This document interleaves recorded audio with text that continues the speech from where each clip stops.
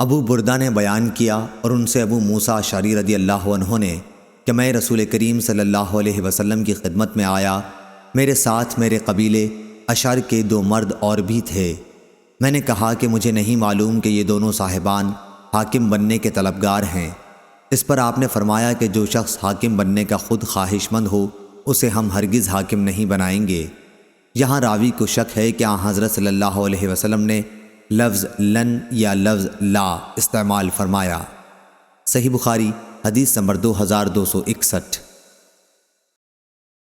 سفیان بن عیینہ نے بیان کیا، ان سے عمرو بن دینار نے، انہوں نے کہا کہ حضرت عمر رضی اللہ عنہ نے صدقے کے باب میں جو کتاب لکھوائی تھی اس میں یوں ہے کہ صدقے کا متولی اس میں سے کھا سکتا ہے اور دوست کو کھلا سکتا ہے لیکن روپیہ نہ جمع کرے۔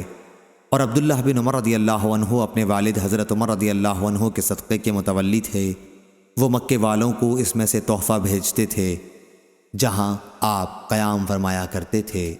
صحیح بخاری حدیث نمبر 2313۔